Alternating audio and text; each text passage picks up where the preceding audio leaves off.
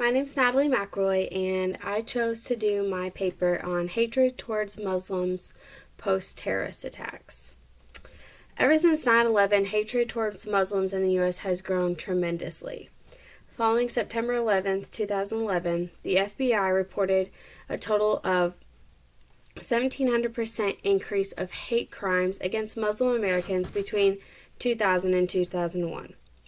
America really, I believe, had a hard time adjusting to the aftermath of 9/11, and we had a hard time categorizing Muslims. We tended to categorize them into one category, bad, rather than there are good Muslims and there are bad Muslims. It was just a lot easier to put them all in one category rather than to stop and think and put them in two. Although Muslim is a religious label and does not symbolize race, the line between racism and religious discrimination is often very blurred. And people tend to think that the Muslim religion is violent, but religion isn't violent. People are violent. Guns don't kill people. People kill people. And it has been determined that discrimination towards Muslim Americans was present before the attacks on September 11th, which may relate to Islam being frequently portrayed by the media as intolerant and very violent.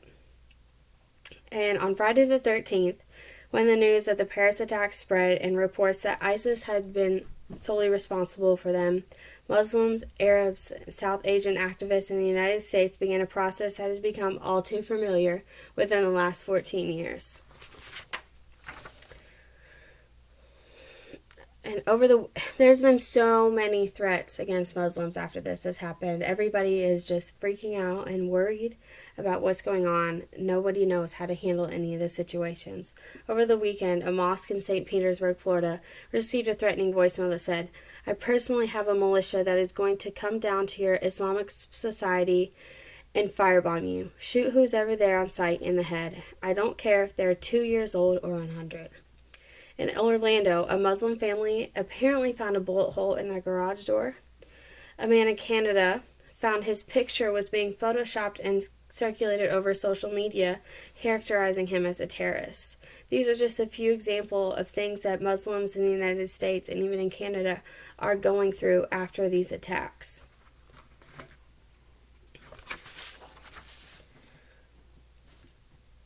Another way people are ensuring that communities are safe and aware of their rights, Muslim, Arab, and South Asian advocates are also preparing for the harsh rulings of national security and immigrant policies that are going to target their communities.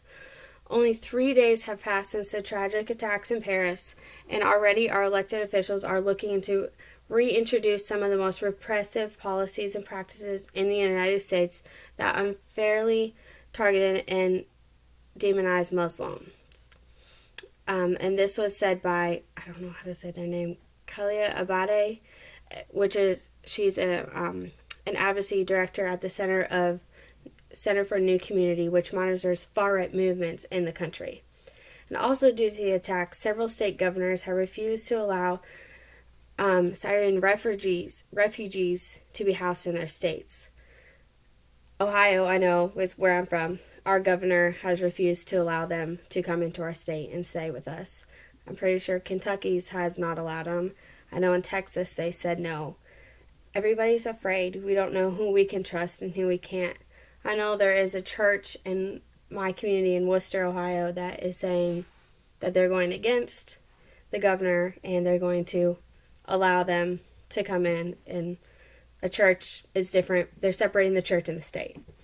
So I think everybody's just afraid, and these refugees may very well be innocent, but with these attacks and everything that we've gone through since 9/11, it's hard to really know.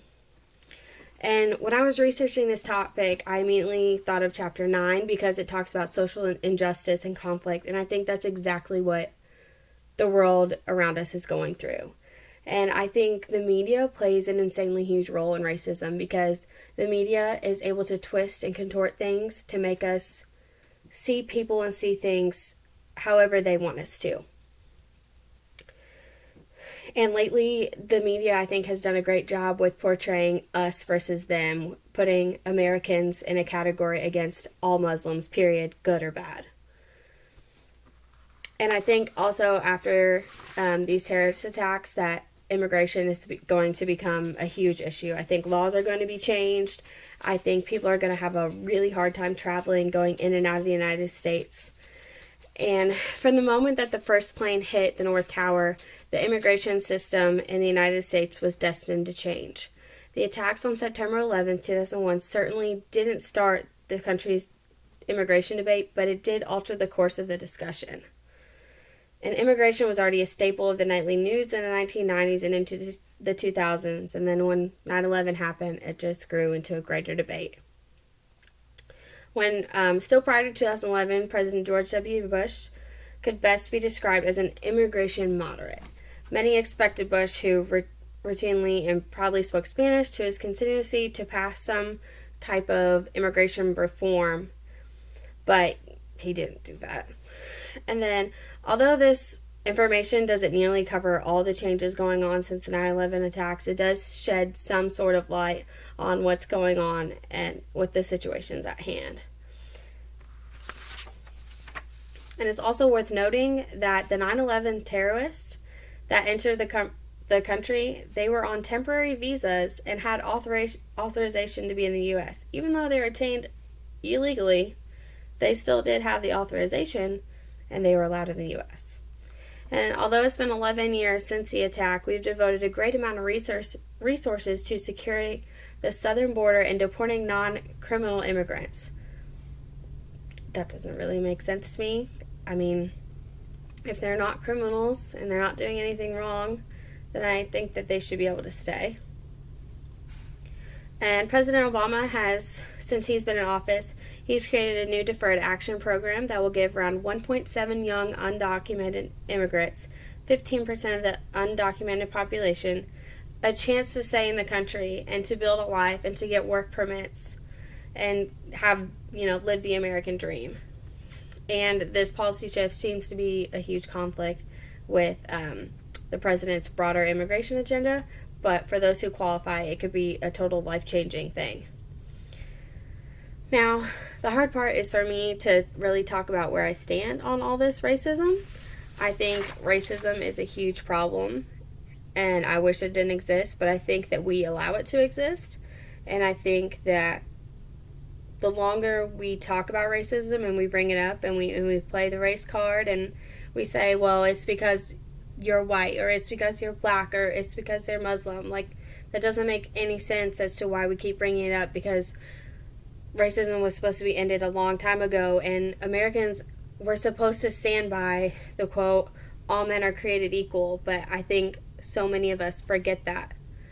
And it's really sad to me, and I think that the next time we see a Muslim or an ethnic person sitting across from us on the plane, and before we give them a dirty look or stare at them, we really need to think about how they may feel, because they know that they have a red target on their forehead. They know that there are a select few people that have ruined it for their entire religion.